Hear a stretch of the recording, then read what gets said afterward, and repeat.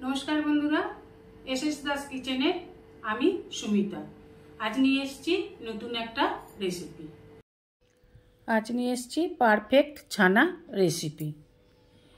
कि करे घरे थाका दूध दिए छाना तैरी करे आपनार मनेर मतन रेसिपि बानाबेन सेई रेसिपिटाई आज निये एसेछि। घरे कि करे पारफेक्ट छाना तैरी करबेन। ओभेने एकटा पात्र बसिए दिए दिलाम एक पैकेट दूध। एक पैकेट दूध माने एटा 500 ग्राम दूध।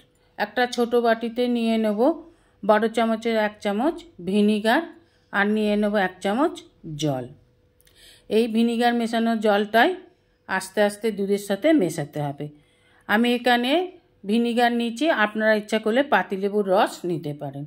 দুধটা ফুটে উতলে একটু দুধটা ঘন হয়ে গেলে এবার ওভেনটাকে কমিয়ে দিয়ে অল্প অল্প করে এই ভিনিগার মেশানো জলটাকে দিতে হবে, দিয়ে একটু একটু নাড়তে হবে।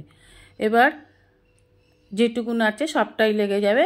দিয়ে দিলাম ভিনিগার মেশানো সব জলটা। এবার হালকা হাতে অল্প অল্প করে নাড়তে থাকুন। দেখুন দুধটা কেটে যাবে। দেখুন দুধটা কেটে গেছে। এবার দুধটাকে নামিয়ে নিতে হবে।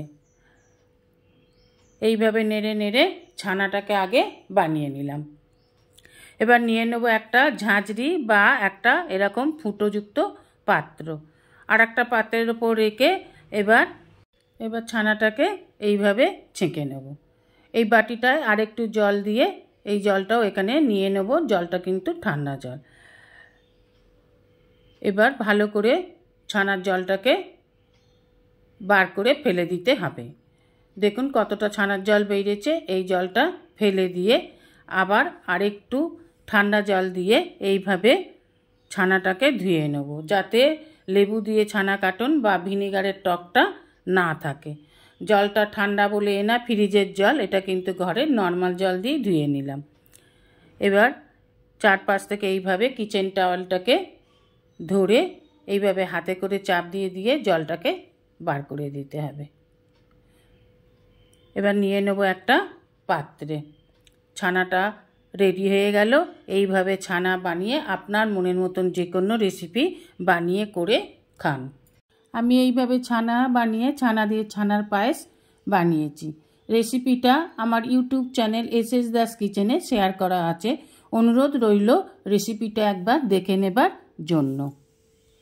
রেসিপিটা ভালো লাগলে অবশ্যই একটা লাইক, কমেন্ট, সাবস্ক্রাইব করার অনুরোধ রইল। পাশে থাকা বেল আইকনটিতে ক্লিক করে দেবেন নিউ ভিডিওর আপডেট যাতে সবার আগে আপনার কাছেই পৌঁছে যায়। নমস্কার, আজ এই পর্যন্তই। আবার দেখা হবে নতুন একটা রেসিপির সাথে নতুন একটা দিনে। ভালো থাকবেন, সুস্থ থাকবেন, সঙ্গে থাকবেন। নমস্কার।